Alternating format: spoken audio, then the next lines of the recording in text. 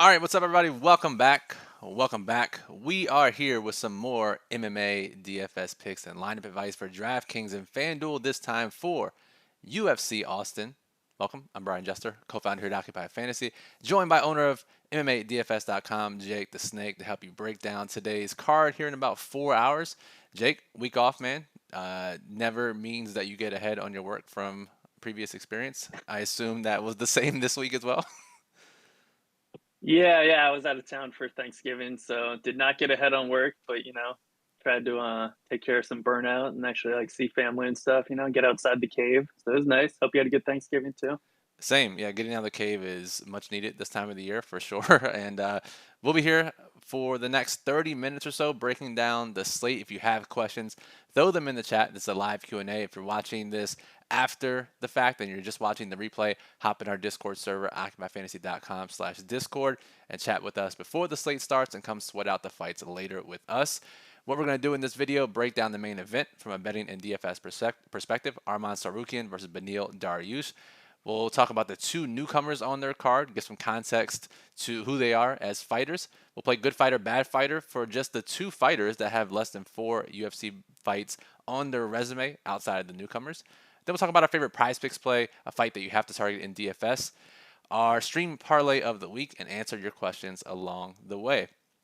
So we got Patrick in the chat. Eagles, what's up, guys? Again, if you have questions, throw them in there. We'll answer them at the appropriate time. This might be a shorter episode because most of the topics we talk about are kind of thin this week. So if you guys have questions, feel free to shout them out. Jake, let's start here with the main event. Arman Tsarukyan, Beneil Dariush. And let me just get them in the lineup screen on DraftKings really quickly. Tsarukyan and Dariush, talk to me about how you expect this fight to play out, and most importantly, what you think the outcome means for DFS. Yeah, so I mean, we got Tsarukyan coming in, 27 years old, just his second 5-round fight of his career. The first was against Gamrot in 2022. He ended up losing that one. He won the first 2 rounds on all the scorecards, had a strong start, and kind of predictably faded a little bit down the stretch. Lost the last 3 rounds on all 3 scorecards. So he's never won a championship round in his career, which is, obviously a little bit concerning when you're coming into a 25-minute fight. You've got a guy that is used to fighting for 15 minutes. So you never know what's going to happen in the later rounds. He was only able to land 1 of his 8 takedown attempts in that fight. Gamrot, really good wrestler, similar to Dariush. So also slightly concerning. Typically, Tsarukyan relies heavily on his wrestling, get guys down, beat them up with ground and pound. He showed in that fight when he can't do that, he's not going to be this, undefeatable monster. And he's a little bit more human. He doesn't have the best striking in the world. He's powerful, but he's a wrestler, so he wants to get guys down. And in that fight, he struggled to do so.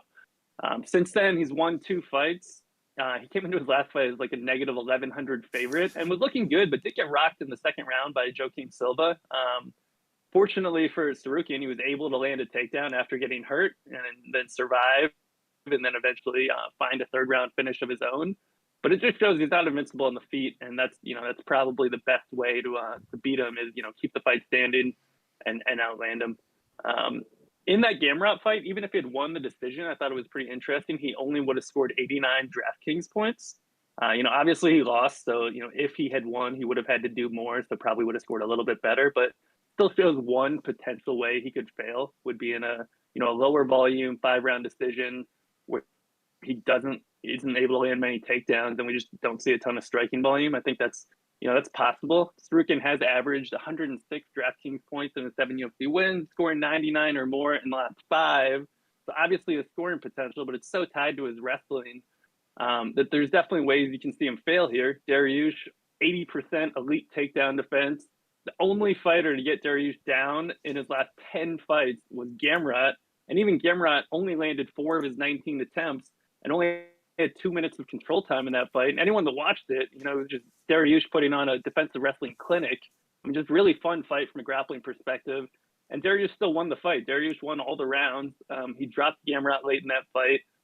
So, I mean, it just shows that Dariush is a really tough guy to take down.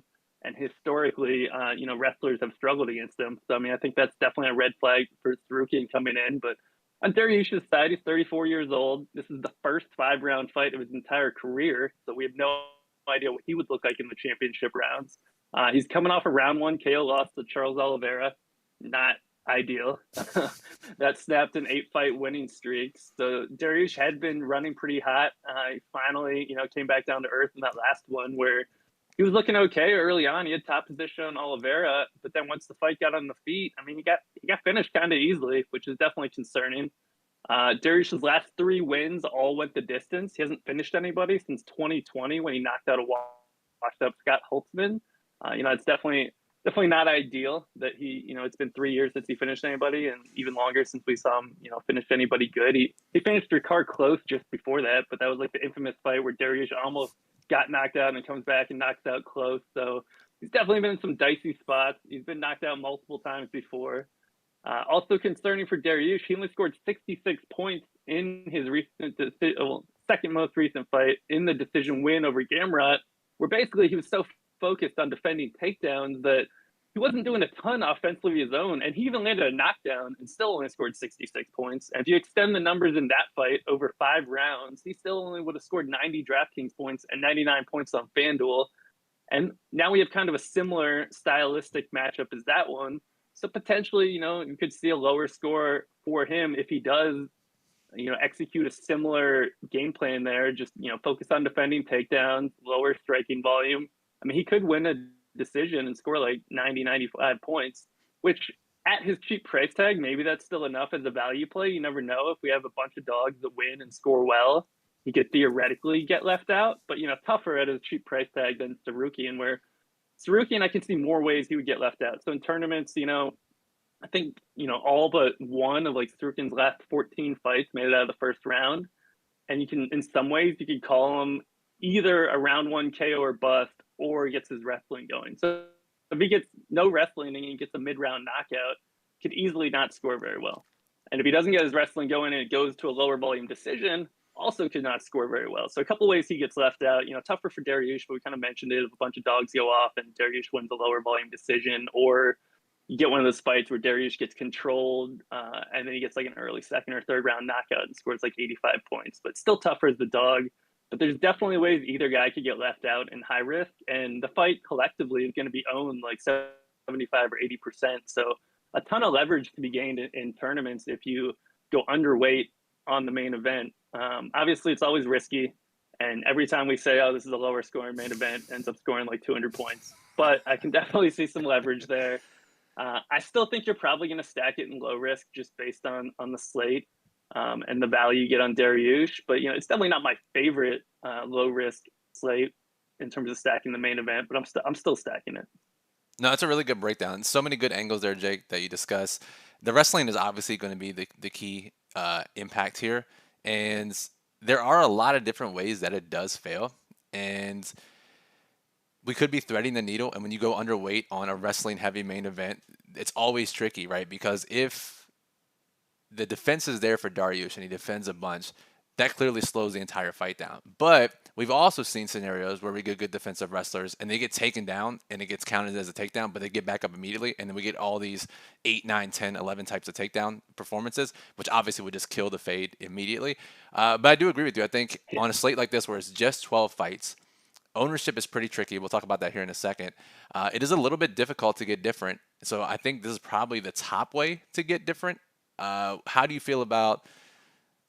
So there's different ways, right? There's leaving salary, there's playing lower owned plays. And I think we both agree that those two options aren't the best on this 12 fight card. So by default, I would think fading the main event in high risk contest is probably the best leverage move. I think so, because if you're leaving salary, it means you're going to have to play some of these really cheap guys. And I mean, the cheap guys are just so disgusting on this slate that, I mean, there's a couple that you could see winning, but I mean, guys got like Pateria, Stoltzfus, Brundage, 41-year-old Guida, Gooden, like it's kind of rough there at the bottom. So I agree with you. I think that, realistically, if we're looking for like the more likely ways that we can reduce dupes, then yeah, it seems like fading the main event is easier than leaving a bunch of salary on this one. And question in the chat from Londo, even if Dariush loses, could he still be useful? And I think in theory, 5-round dogs do have higher floors than those around them, especially on this card. But Jake, like you said, he's been knocked out multiple times before, got rocked, and literally just lost in round one. Not necessarily sure that Arman's the guy to repeat that, but I wouldn't say his floor is super safe compared to most 5-round dogs. Yeah, I agree. I don't think you want to. I don't think the chances of Dariush being useful in a loss are very high. I mean, you look at the few times that's worked out. It's like Volkanovski, where he goes 5 rounds in a close, decision, and he scores like pretty well. I don't really see that happening. I think someone's probably getting knocked out here, and I think if it does go longer and Dariush loses, then it might mean he got controlled for a while. So yeah, I think I wouldn't really be playing him for the losing angle. I agree. I agree. All right. Speaking of ownership, this is one of the more interesting slates on DraftKings where it's pretty dichotic, right? It's like we got a bunch of guys who are high owned and a bunch of guys or fighters who are low owned and not much in the middle. Generally, it's a little more spread out, but the condensing of the ownership here is interesting to me. I guess, what do you think ultimately happens? Obviously, those are the ownership projections we have. Are there any fighters that you feel might end up higher owned than we project or maybe lower owned than we project? Yeah, we were kind of briefly talked about this earlier, and I said that I think if anyone's going to come in lower, I think it would be Reese. Could potentially be the odd man left out of kind of the trio of Bellato, Arman, and Reese. And Avila, I could definitely see her coming in a little bit lower. It seems like everyone is fading her now, and I mean it's a weird spot, right? She's 8,700. There's not many 8K fighters because we had multiple people drop out. So we had no 8.4K fighter, no 8.6K fighter, no we lose an 8.9K fighter. So it's like the 8K range got kind of gutted, which makes ownership weird because people either have to play, it's Brady, Close, Horth, Avila, Font are kind of these mid-range 8K guys, not very many options. I think people will play them, but I think Avila being 200 more than Horth, but also being like a much smaller favorite. I think a lot of people are just going to play Horth, and they're going to be scared off Avila based on the long layoff, having a baby, ACL surgery. So yeah, I think Avila could end up being lower. Although the whole 8K range is just weird because we have so many price gaps from the people that dropped out.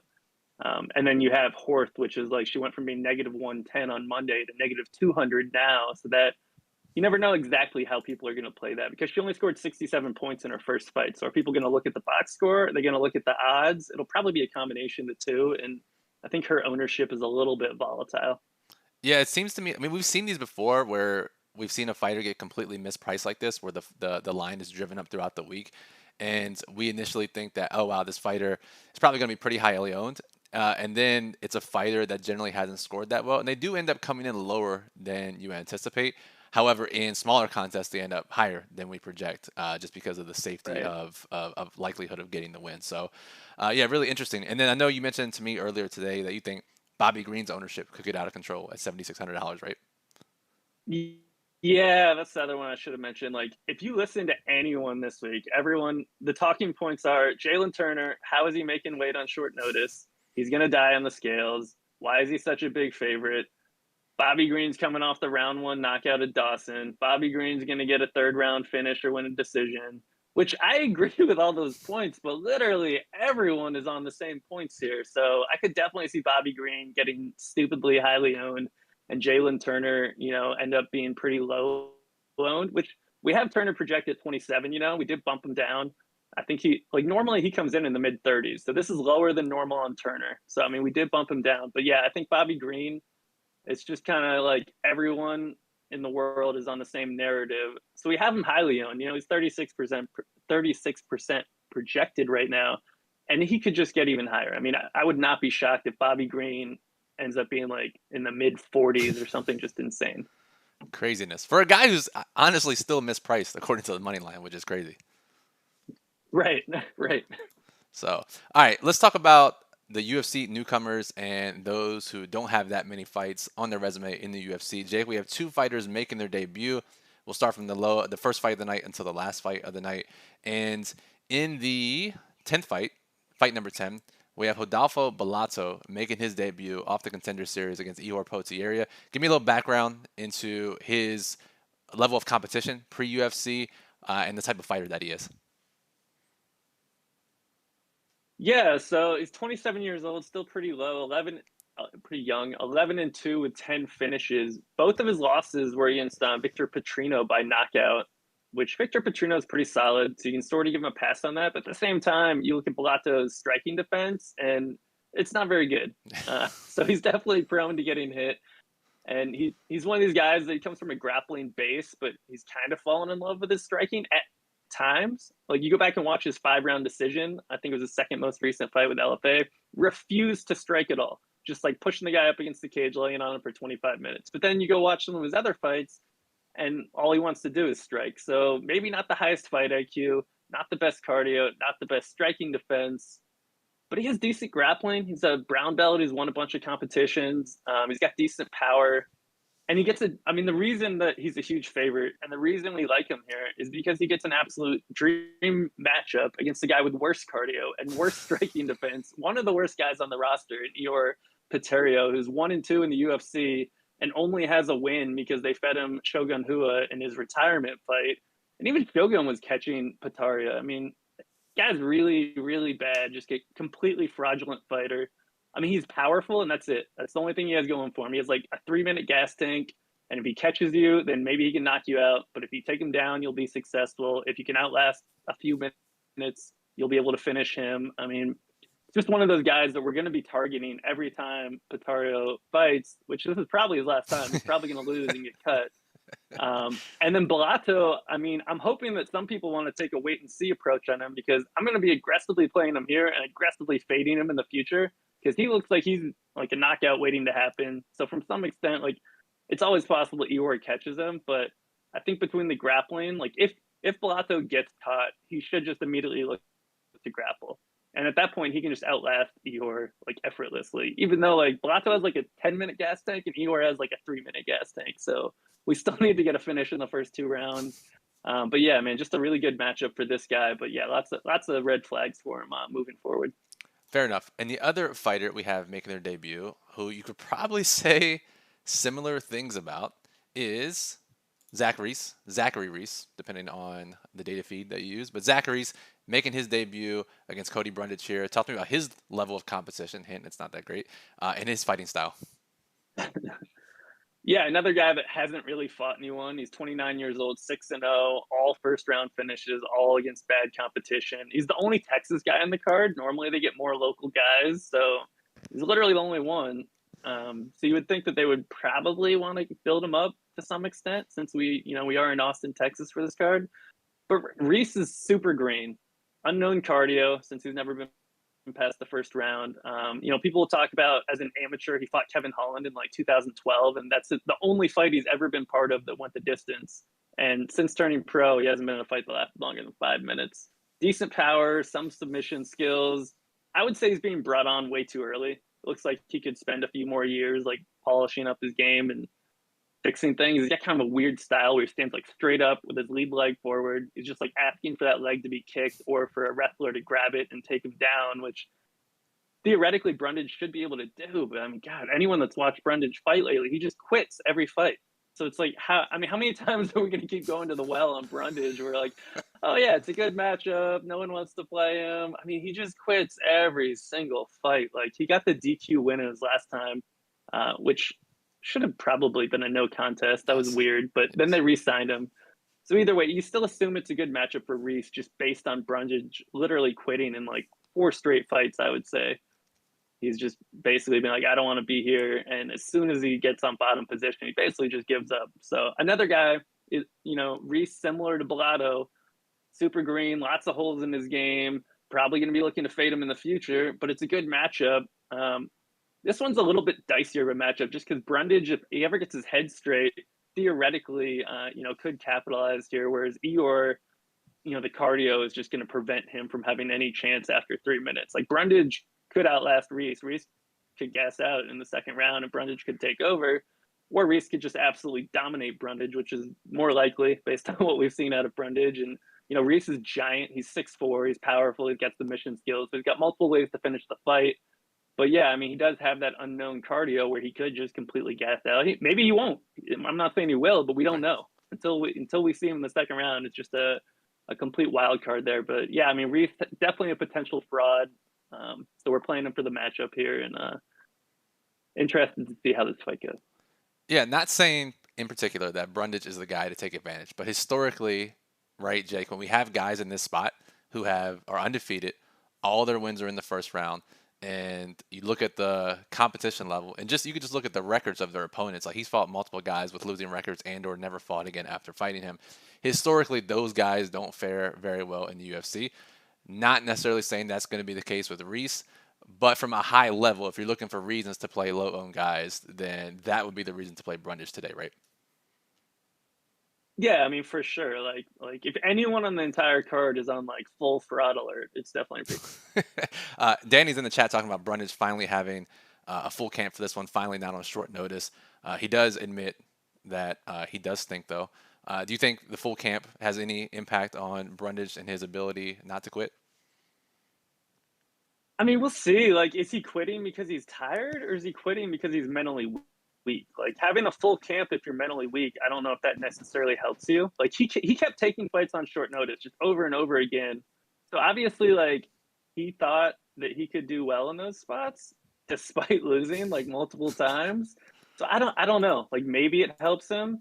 Maybe he just has more time to get in his own head. I think he had, what did he have, like 5 weeks or something for this one? So I mean, yeah, he has been taking a bunch of short notice fights. That is one argument for maybe that's like hurt him, but I don't know, man. He seems like a head case who doesn't want to fight anymore. Like his wife is out of the UFC. His best friend is Colin Anglin, who got cut from the UFC. Like his whole crew is ex UFC fighters that aren't fighting anymore, outside of the Factory X team. And it just seems like he's stuck in the UFC watching like his friends not being in the UFC. I just don't think he wants to be in there anymore. All right, fair enough. All right, let's talk about these two fighters that have less than 4 fights in their fight logs. The first one, again, if we're starting from the first fight of the night, is Jamie Lynn Hortha. We talked about a few times here as her mispricing at the $8,500 price tag on DraftKings. Just briefly, is she good or bad? And is this a good or bad matchup against Veronica Hardy? Man, Hortha's like big, and she's in like one of these spots where she's in her second fight and coming back to her normal weight class, which historically performs really well. But I still haven't been that impressed by Hortha. Like she's hittable. You can control her along the cage. She's still super green. She's had one fight in the last 2 years. Hasn't had the best level of competition.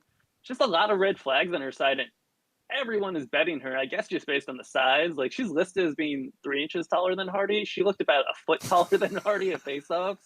She looked massive. So maybe that's driving the line here. But I'm still not sold on Horth, man. I think Haley Cohen is terrible, and that's who she barely beat in her debut. And I know that was up a weight class, but yeah, I mean, I got to see her beat someone decent before I'm going to be on her. She throws decent kicks. She had 100% finishing rate before joining the UFC, but I think that says more about who she was fighting than about her actual finishing upside.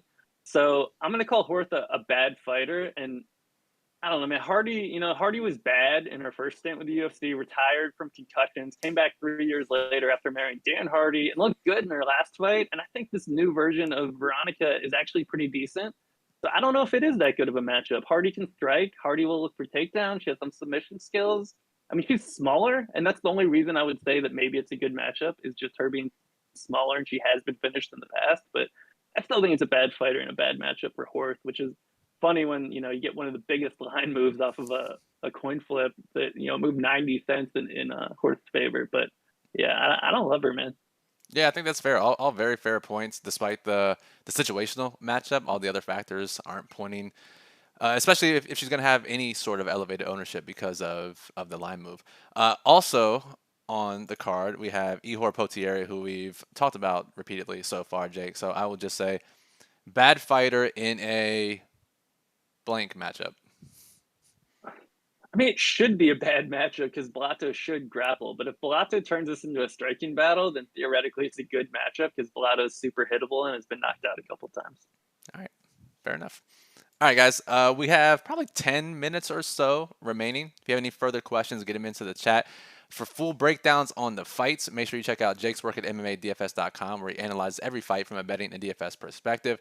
Betting, DFS, premium content. Go check it out. The Daily Plug, which Jake also writes at OccupyFantasy.com, gives the top plays for different contest types, lineup construction tips, and his favorite remaining bets of the week. Occupy Model is up and running with our top fighters projected for FanDuel and DraftKings with projected ownership, and our lineup builder, which is especially useful today when we're trying to make so many rules for these lineups to build up to 300 lineups using our optimal lineup criteria. Make sure you check that out. Still 3.5 hours before lock if you haven't already. We have a question here, Jake, about Joe Selecki from Eagles. What are your thoughts on Joe Selecki? It looks like his ownership is going to be elevated, but give me your thoughts on his matchup and his projection versus ownership. Yeah, I think anytime Selecki's a dog, everyone's going to look at him as a great option. I think it's a tough matchup. I think Close is like, if you watch the Dariush fight, Dariush takes his back for the entire first round. You're like, oh, Dariush is like an out grappler, but he didn't get submitted. He survived Dariush on his back. Dariush, in my opinion, is a better grappler than Selecki. And I think Selecki has cardio issues. So the way I see the fight playing out is Selecki gets his back in round one, probably controls him for most, if not the entire round, but doesn't get the submission. Round two comes around, maybe controls him for part of the round. Close takes over in the second half of the round. Selecki can't get the fight to the ground in round three. Close takes over, and we end up getting a split decision where whoever wins doesn't score especially well. That's just the way I see the fight playing out. Doesn't mean it will play out that way. Selecki, historically, when he gets finishes, they're first round submissions, so those are going to score well. But he looks like kind of a first round submission or bust. And if you look at the props and the chances of that happening, it's not very high. It's like 10, 11% or something. And you got a guy that's like 35% owned. Yes, he can score well in a decision. I just don't know if he has the cardio to grapple for 3 rounds against Close. I think Close is actually decent enough to make this a close fight and to probably ruin the fight for both guys. But yeah, I mean, it's tough on this slate. I mean, Selecki's going to be high on for a reason because he is one of those dogs that does have, a high floor because Close isn't much of a finisher, and a high ceiling because he could submit him. So I think you have to end up playing Selecki. It's hard to really fade him, but I do kind of think this is going to be a split decision where the winner scores like 80 points. As you were describing how you expect the fight to play out, in my entire mind, just alarm bells, split decision, split decision, split decision, which is a great preview of our stream parlay here in a few minutes at the end of the show. We'll talk about why we think those types of bets are profitable for this card in particular. But Jake, let's instead start with our favorite Prize Picks play. You see the promo code here on screen. Use code OCCUPY. If you have not signed up for Prize Picks already, get a 100% deposit match bonus up to $100. Parlay props for all different sports. UFC lines are especially soft. I'll let them know we said that. Jake, which Prize Picks line stands out to you the most today? Yeah. It's not my favorite Prize Picks overall slate, but there's one line I really like. Sean Brady over 1.5 takedowns, I think is pretty solid. And then I was looking, and Bet365 just added takedown prop this week. They have Brady 2 or more takedowns at negative 275. So even if you think that line's like pretty juiced and should be, I don't know, negative 200, that's still great on Prize Picks. So you have to like the over 1.5 Sean Brady takedowns. I mean, I would have to imagine, our writer Bismo has done a great job writing about how to find value, Prize Picks, underdog, whatever it may be, looking at sports books and comparing prop lines. I would imagine this has to be one of the biggest discrepancies between what a sports book has put out for a line and the odds versus what Prize Picks has put out. It's the biggest one I've seen, man. It's crazy. And there you go, guys. Sean Brady over 1.5 takedowns on Prize Picks. All right, Jake, fight that you have to target in DFS. I'm not sure there's that many. The model doesn't like that many fighters, sees a lot of close fights. If you had to pick one that's not the main event, which fight do you think is extremely likely to score well for the winner?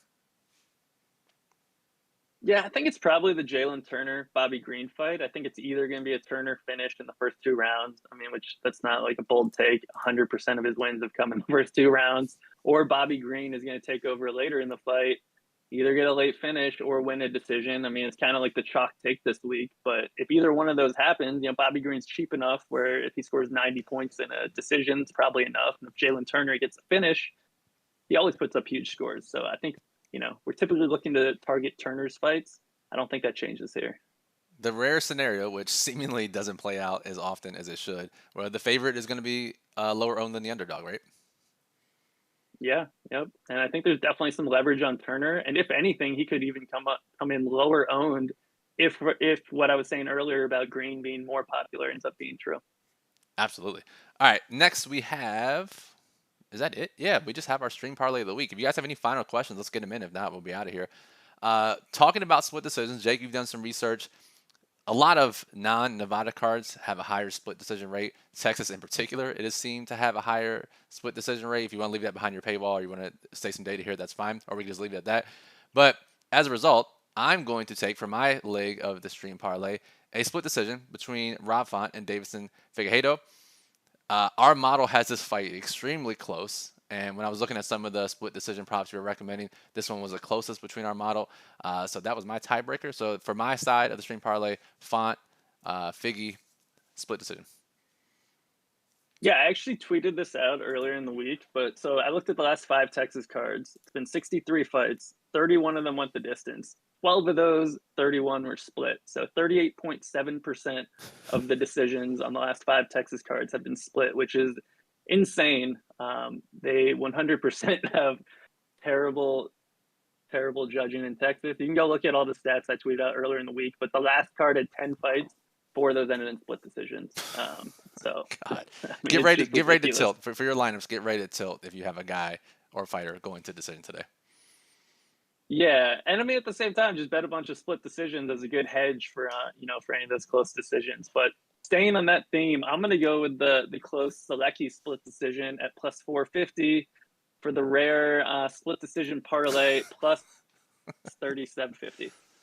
That's a Lambo parlay, if I've heard one. The rare split decision parlay. But if there is a slate to do it, if you remember, for those longtime viewers, there have been a couple of slates like this where Jake has called out the split decision likelihoods, and we've had some big nights on betting split decisions as a result. This night appears no different. So if you're of the betting variety, make sure you check out the plug or Jake's work to see the full list of split decisions he recommends for tonight. Any final questions? We're going to get out of here now, but you can throw them in our Discord server. We'll be monitoring the channel throughout the day, and definitely we'll be sweating the fights with you guys this afternoon, occupyfantasy.com/Discord. For more content, all the links are in the description below. And I think this is a fitting comment to send us out of here, Jake. AP in the chat says, yeah, fellas, main event fade, then get ready to eat ramen for the next week. Let's go. Hey, man, you got to be prepared to eat ramen on these fades if you want to have the opportunity to eat some filet mignon after fading. So I think, Jake, that sums it up nicely. Any final words for this card? Yeah, I mean, let's go Ramen Arman. Arman Arman. There we go. For Jake at DFS_MMA on Twitter and MMADFS.com. I'm at Brian Jester FF from OccupyFantasy.com. Thank you for listening. We appreciate you as always, and good luck on this UFC Austin card.